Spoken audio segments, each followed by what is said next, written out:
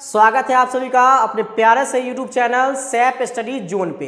पिछले क्लास में अपने लोग ने नए चैप्टर के बारे में पढ़ा था, कुछ बेसिक टॉपिक्स पढ़े थे। हाउ डू ऑर्गेनिज्म रिप्रोड्यूस वाला चैप्टर में हमने पढ़ा था कि रिप्रोडक्शन क्या होता है, रिप्रोडक्शन क्यों जरूरी है, रिप्रोडक्शन के कितने टाइप्स होते हैं। तो लगभग हम लोगों ने 2 टॉपिक पढ़ा था। कितना टॉपिक पढ़ा था? 2 टॉपिक्स, जिसमें हमने रिप्रोडक्शन का डेफिनेशन जाना था। तो रिप्रोडक्शन का डेफिनेशन जान लेने से बहुत ज़्यादा ज्ञानी हो गए, वो भी नहीं बात है। रिप्रोडक्शन क्यों जरूरी है, एक क्वेश्चन, ये यूनिक क्वेश्चन है। रिप्रोडक्शन का डेफिनेशन अच्छा है, लेकिन रिप्रोडक्शन का डेफिनेशन आपसे पूछेगा नहीं, क्योंकि सबको आता है भाई, सबको आता है। वो चीज़ काहे पूछेगा? सिलेक्शन जो होता है वो सबको आता रहता है क्वेश्चन, वही क्वेश्चन पूछेगा तो सिलेक्शन हो जाता है क्या? नहीं। आपको कुछ चीज़ें, ऐसी चीज़ें जाननी होती है टॉपिक्स में जो चीज़ें अगला नहीं सोच रहा हो। समझ रहे मेरी बात को? आपको वो चीज़ें जाननी होती है या वो चीज़ें एनालिसिस करनी होती है जो अगला वाला उसको रिमाइंड नहीं कर रहा हो या उसके माइंड में, अगले वाले के माइंड में नहीं आ रहा हो, तब आप सिलेक्शन की ओर बढ़ते हैं।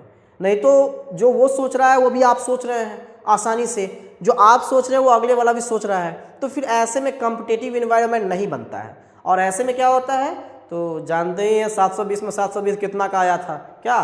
तो वही वाला हाल हो जाएगा, कंपटीशन बढ़ेगा, सीधा रैंक भागेगा और कोई दिक्कत नहीं होने वाली है। आसानी से आपको बहुत बढ़िया से बढ़िया कॉलेज, क्या जो आपका कहते हैं कि जो सबसे लो लेवल पर जाता है कॉलेज, वो भी नहीं मिल पाता है 600 प्लस पे भी। खैर छोड़िए, उसके लिए कोई बात नहीं है, 10th पढ़ रहे हैं। हमने आपको बताया कि एनालिसिस कर कीजिए और जो अगला वाला नहीं सोच रहा है वो आपके माइंड में आना चाहिए, तभी आप रेस में कहीं हैं। ठीक, आज का जो टॉपिक है हमारा वो है एसेक्सुअल रिप्रोडक्शन का कौन कौन सा मेथड होता है। तो चूंकि एसेक्सुअल रिप्रोडक्शन किसे कहते हैं उसके बारे में जान लेते हैं। तो रिप्रोडक्शन का ऐसा टाइप जिसमें एक सिंगल पेरेंट से नए ऑर्गेनिज्म आते हैं। वो नए ऑर्गेनिज्म 2 भी आ सकते हैं, 3 भी आ सकते हैं, 4 भी आ सकते हैं, 5 भी आ सकते हैं। डिपेंड करता है कि कौन सा वो एसेक्सुअल करने का मेथड है। अगर वो फ्यूजन है तो फ्यूजन में बाइनरी फ्यूजन है तो 2 ऑर्गेनिज्म प्रोड्यूस होगा, 2 से ज़्यादा ऑर्गेनिज्म प्रोड्यूस हो रहा है तो वो मल्टीपल फ्यूजन होगा। तो डिपेंड करता है upon which method the organism produce 2 और मोर न्यू इंडिविजुअल्स। तो हम लोग पढ़ेंगे कि एसेक्सुअल रिप्रोडक्शन में कौन कौन से ऐसे मेथड आते हैं जो परफॉर्म करते हैं सिंगल पेरेंट से न्यू इंडिविजुअल्स या न्यू डॉटर सेल प्रोड्यूस करने का। तो आइए पढ़ते हैं। सबसे पहले एसेक्सुअल रिप्रोडक्शन करने का मेथड, पहला मेथड है आपका फ्यूजन। फ्यूजन के बारे में आप लोगों ने सुना होगा कि फ्यूजन क्या है।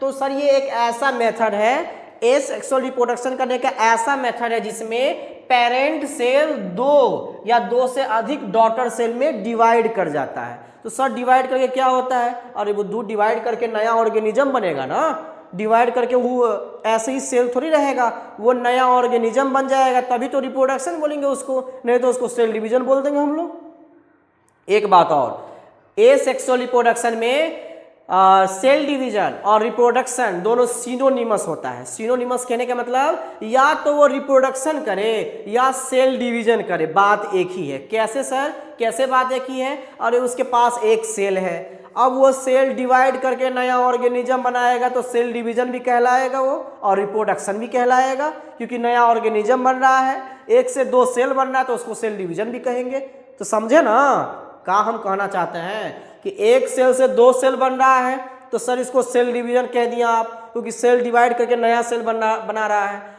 अब वो नया सेल नया ऑर्गेनिज्म बनेगा तो उसको रिप्रोडक्शन बोलेंगे। That's why cell division and reproduction are synonymous to each other in the case of asexual reproduction. Asexual reproduction के केस में सेल डिवीजन और रिप्रोडक्शन वाला जो टॉपिक होता है वो दोनों सिनोनिमस होते हैं, मतलब पर्यायवाची होते हैं एक दूसरे के। ठीक है, कोई अंतर नहीं होता है। ठीक, फिलहाल हम अपने मेथड पे चलते हैं, थोड़ा ट्रैक से भटक जाते हैं। ठीक है, वैसे ट्रैक से भटक के भी आपको एक ऐसा इन्फॉर्मेशन देते हैं जो आपके लिए जरूरी रहता है, तो कोई दिक्कत वाली बात नहीं है। एसेक्सुअल रिप्रोडक्शन में हम लोग मेथड्स पढ़ते हैं। पहला मेथड फ्यूजन। फ्यूजन मतलब होता है कि अगर एक पेरेंट सेल 2 या 2 से अधिक डॉटर सेल बना रहा है तो ऐसे मेथड को फ्यूजन बोलते हैं। क्या बोलते हैं? फ्यूजन। अब वो फ्यूजन 2 तरीके का हो सकता है। कोई पेरेंट 2 सेल बनाएगा या 2 ऑर्गेनिज्म बनाएगा डिवाइड होके, और कोई पेरेंट क्या करेगा 2 से अधिक सेल बनाएगा। जो पेरेंट दो सेल बनाता है, दो डॉटर सेल बनाते हैं डिवाइड होके, उसको कहते हैं बाइनरी फ्यूजन। क्या कहते हैं? Binary fusion. ऐसे मेथड को क्या बोलते हैं हम लोग? बाइनरी फ्यूजन बोलते हैं। कैसे बोलेंगे इसको? सर ऐसा मेथड जिसमें पेरेंट सेल डिवाइड कर जाए दो न्यू डॉटर सेल में, तो इसको बाइनरी फ्यूजन कहते हैं। अब कहीं लड़का के मन में क्वेश्चन आ रहा होगा, कहीं के मन में क्वेश्चन आइए आ रहा होगा कि सर यहाँ डॉटर सेल काहे लिखे, सन सेल काहे नहीं लिख दिए? और सन सेल काहे लिखेंगे? सन कहीं बच्चा देता है क्या? डॉटर ना जो आपका फीमेल होती है वो ना प्रेग्नेंट होती है, कि सनो प्रेग्नेंट हो जाता है। कहीं के मन में आ रहा होगा सर यहाँ डॉटर सेल जो दिए हैं, सन से आपको अन्याय है क्या? लड़का से आपको दुश्मनी है क्या? नहीं दुश्मनी है जी, लेकिन बायोलॉजी कहता है कि लड़का कभी प्रेगनेंसी अचीव नहीं कर सकता है। बोलो यस और नो, इसीलिए डॉटर सेल लिखे हैं। कहीं के मन में क्वेश्चन आ रहा होगा। क्लियर हुआ? चलो, मल्टीपल फ्यूजन क्या होता है? सर ऐसा मेथड रिप्रोडक्शन का जिसमें दो से अधिक डॉटर सेल प्रोड्यूस होते हैं, उसको मल्टीपल फ्यूजन कहते हैं। दो से अधिक डॉटर सेल अगर प्रोड्यूस होगा तो उसको मल्टीपल फ्यूजन कहेंगे। अब ये किस में होता है? प्लाज्मोडियम में। और बाइनरी फ्यूजन किस में होता है? अमीबा में होता है, पैरामीशियम में होता है, यूग्लिना में होता है। ठीक, बाइनरी फ्यूजन आपके लेवल पे बाइनरी फ्यूजन तक ही रखा है, लेकिन आप इससे अगर ज़्यादा थोड़ा एक स्टेप ज़्यादा बढ़ते हैं तो बाइनरी फ्यूजन का 3 टाइप होता है। कितना टाइप होता है? 3 टाइप। किसके बेसिस पर? प्लेन ऑफ एक्सिस के बेसिस पर, कि वो किस प्लेन में डिवाइड कर रहा है। मान लेते हैं अमीबा में, तो अमीबा में सर कैसे डिवीजन हो रहा है?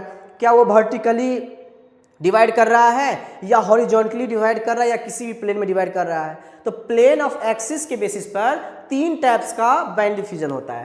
पहला होता है सिंपल बाइनरी फ्यूजन, दूसरा होता है ट्रांसवर्स, और तीसरा होता है लॉन्गिट्यूडनल। वन मोर पॉइंट, ये आपके सिलेबस में एनसीईआरटी में डिस्कस नहीं है। आपके सिलेबस में सिर्फ बाइनरी फ्यूजन है और मल्टीपल फ्यूजन है। हो सकता है कि इससे क्वेश्चन कभी कभार पूछ देता हो, लेकिन नहीं पूछेगा, क्योंकि सीबीएसई इतना ज़्यादा ये नहीं है, बिहार बोर्ड की तरह नहीं है कि कुछ पूछ देगा। वो अपने अंडर द सिलेबस से ही पूछता है। ठीक, तो बाइनरी फ्यूजन आपका 3 टाइप्स का, सिंपल, ट्रांसवर्स और लॉन्गिट्यूडनल। सिंपल बाइनरी फ्यूजन किसे कहेंगे? ऐसा बाइनरी फ्यूजन जिसमें ऑर्गेनिज्म किसी भी प्लेन में डिवाइड होकर 2 ऑर्गेनिज्म को प्रोड्यूस करेगा। सर 2 ऑर्गेनिज्म क्यों? क्योंकि बाइनरी फ्यूजन है इसीलिए। मल्टीपल फ्यूजन रहता तब 2 से ज़्यादा कर देता। तो ऑर्गेनिजम्स अगर 2 डॉटर सेल को प्रोड्यूस कर रहा है किसी भी प्लेन में, तो उसको बोलेंगे हम सिंपल बाइनरी फ्यूजन। इसका एग्जांपल है अमीबा।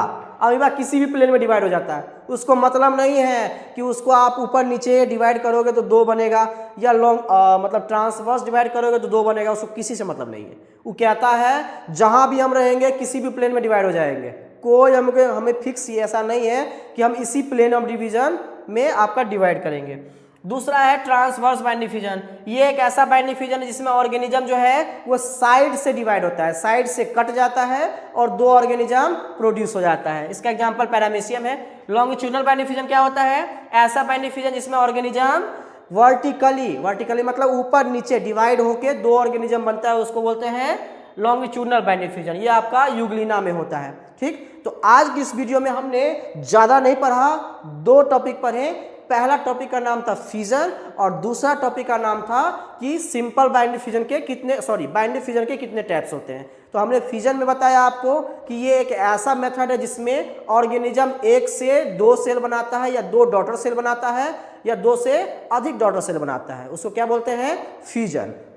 अब कोई ऑर्गेनिज्म 1 से 2 डॉटर सेल बनाएगा तो उसको बाइनरी बोलेंगे, बाइनरी फ्यूजन बोलेंगे, और कोई 2 से अधिक बनाएगा तो उसको मल्टीपल फ्यूजन बोलेंगे। इसके बाद हमने पढ़ा कि बाइनरी फ्यूजन जो होता है वो 3 टाइप्स का होता है, सिंपल, ट्रांसवर्स और लॉन्गिट्यूडनल। वन मोर पॉइंट, ये याद रखना जरूरी नहीं है क्योंकि आपके सिलेबस में ये नहीं है, आपके ज़्यादा इन्फॉर्मेशन के लिए हम लोग बता दिए हैं। तो सिंपल बाइनरी फ्यूजन किसे कहते हैं?